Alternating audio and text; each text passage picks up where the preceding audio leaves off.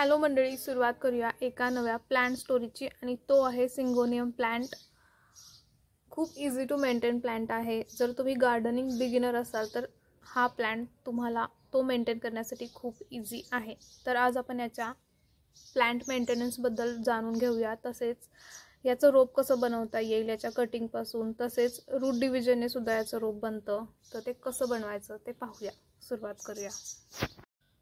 Syngonium प्लांटच्या बऱ्याच varieties आहेत, म्हणजे त्याची जी ही पानं असतात त्या पानांमध्ये वेगळेपण आहे, शेड आहेत। तर तुम्ही पाहू शकता हा डार्क ग्रीन दिसतो इथे आणि इथे आहे तो थोडासा लाईट ग्रीन आहे आणि हा थोडा पिंक शेड आहे। तर मी 2 ते 3 व्हरायटीज एकाच पॉटमध्ये लावले आहेत, दिसायला इथे छान दिसतं म्हणून। तर बरेच याचे प्लांट व्हरायटीज असतात। सिंगोनियमला पाणी किती प्रमाणात द्यायचं, तर पॉटमधली माती जोपर्यंत कोरडी होत नाही तोपर्यंत तुम्ही त्याला पाणी नाही दिलं तरीही चालतं। पॉटमधली माती जी असते ती चेक करून पाहायची आणि मग तुम्ही त्याला पाणी द्यायचं आहे। तुम्ही साधारण याला आठवड्यातून 2दा पाणी देऊ शकता। सिंगोनियम हा जो प्लांट आहे त्याला 2 तासाचं दिवसातलं कोवळं ऊन सुद्धा पुरेसं आहे त्याच्या ग्रोथसाठी। तुम्ही याला इंडोर सुद्धा ठेवू शकता, पण आठवड्यातून एकदा तुम्ही त्याला सेमी शेडला थोडं तरी ऊन देण्यासाठी शिफ्ट केलं पाहिजे, त्यातही हा प्लांट उत्तम ग्रो करतो। फर्टिलायझरच्या बाबतीत म्हणजेच खत किती प्रमाणात तुम्ही त्याला देऊ शकाल, तर वर्षातून याला 2दा जरी तुम्ही कंपोस्ट दिलं त्यातही हे प्लांट उत्तम ग्रो करतं। म्हणजे आता मार्च महिन्यात तुम्ही याला कंपोस्टिंग केलं तर परत 6 महिन्यांनीच तुम्ही याला खत द्यायचं आहे। पुरेसं आहे 2दाच वर्षातून याला खत दिलेलं। जेव्हा या प्लांटची ग्रोथ होते ना, तेव्हा त्याचे जे रूट असतात किंवा त्याच्या फांद्या म्हणू, त्या स्टेम ज्या असतात त्या अशा वाकड्या तिकड्या वाढण्यास सुरुवात होते। तर तुम्ही त्या अशा एकत्र करून बंच करून त्याचा बांधू शकता। तर तुम्ही असं दोऱ्याने त्याला बांधू शकता, जेणेकरून तो असा छान बंच त्याचा दिसतो आणि सपोर्ट मिळतो त्या स्टेमला ग्रो होण्यासाठी। प्लांटचा मेंटेनन्स व्यवस्थित होतोय की नाही किंवा त्याला पुरेसा सूर्यप्रकाश मिळतोय की नाही हे तुम्हाला त्याच्या पानांवरून कळेलच। पाणी जास्त झालं किंवा सूर्यप्रकाश कमी प्रमाणात मिळाला तर प्लांटची जी पानं असतात ती अशी पिवळसर होण्यास सुरुवात होते। यावरून तुम्हाला त्याच्या प्लांट मेंटेनन्सचा अंदाज येऊ शकतो। तर अशी पिवळसर झालेली पानं रिमूव्ह करून टाकायची, जेणेकरून झाडाची न्यू ग्रोथ होईल। कुंडीबद्दल सांगायचं म्हणजे प्लांटच्या दुप्पट कुंडी असावी प्लांटच्या, त्यामध्येच त्याची ग्रोथ जी आहे ती छान होते प्लांटची। सिंगोनियम प्लांटचं जे रोप बनतं किंवा ज्याला आपण प्रपोगेशन म्हणतो ते त्याच्या रूट डिव्हिजननेच होतं। म्हणजे त्याची जी मुळं असतात त्या मुळांजवळ असे छोटे छोटे त्याचे रोप तयार होत जातात। तर ते रोप वेगळे करून आपण त्याच्यापासून दुसरं एक रोप बनवू शकतो। तर त्याची हीच टेक्निक किंवा मेथड आहे त्याच्या रोप बनवण्याची।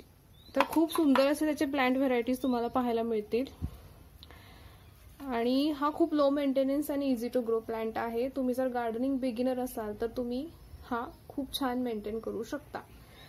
तर याच्यासाठी लागणारं मातीचं मिश्रण कसं असावं साधारण तेही मी तुम्हाला सांगते।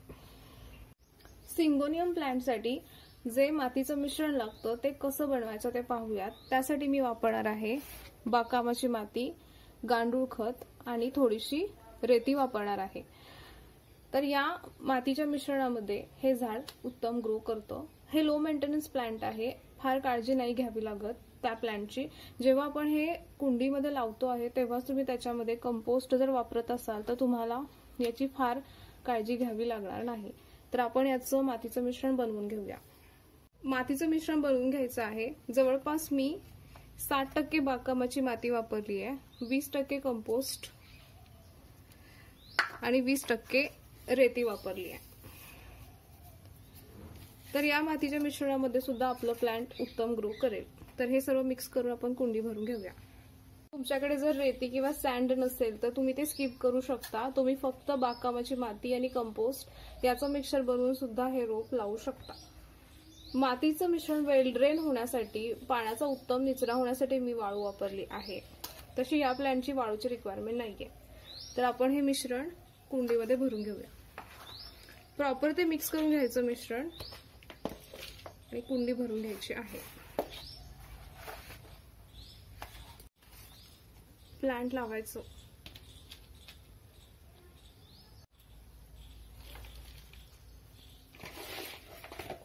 प्लांट आपण असं मातीच्या मिश्रणामध्ये लावून द्यायचं आहे. सिंगोनियम प्लांट हा रूट डिव्हिजनने तर बनवता येतोच आणि तुम्हाला जर हा कटिंगने बनवायचा असेल तर जेव्हा तो असा छान डेव्हलप होतो आहे तर तो डेव्हलप झालेला जो प्लांट आहे त्याची आपल्याला कटिंग घ्यायची आहे आणि आपण त्यापासून सुद्धा त्याचं रोप बनवू शकतो. तर प्लांट जेव्हा डेव्हलप होतो तेव्हा ते त्याच्या साईडला अशा त्याच्या वेगवेगळे रोपं बनवत जातं. तर त्याच्या कटिंगपासून आपण ते सहज बनवू शकतो. तर आपण प्लांट कटिंग घेऊया. तर साधारण ही प्लांट कटिंग मी घेणार आहे. ती घ्यायची कशी तेही बघा तुम्ही प्रॉपरली.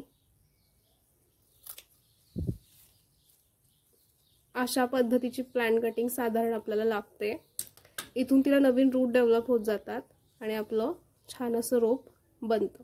तर असं कटिंग करून घ्यायचं आणि पाण्यामध्ये ते आपण ठेवायचं आहे. कटिंग जी आहे ती अशी पाण्यामध्ये ठेवून द्यायची आहे. हे पाणी तुम्हाला दर 2 ते 3 दिवसांनी चेंज करायचं आहे आणि ग्लास जो आहे तो इनडायरेक्ट सनलाईटमध्ये ठेवायचा, म्हणजे कोवळ्या उन्हात ठेवायचा आहे. दिवसाचं साधारण त्याला 1-2 तासाचं तरी ऊन मिळायला हवं. हे रूट डेव्हलप झाल्यानंतर तुम्ही यांना दुसऱ्या एका कंटेनरमध्ये मातीच्या मिश्रणामध्ये रिपॉट करून रोप बनवू शकता त्यापासून. तर सिंगोनियमचं रोप तुम्ही असं कटिंगपासून सुद्धा सहज बनवू शकता. तर पुन्हा भेटूयात अशाच एका इन्फॉर्मेटिव्ह व्हिडिओमध्ये एका नव्या प्लांट स्टोरीला घेऊन.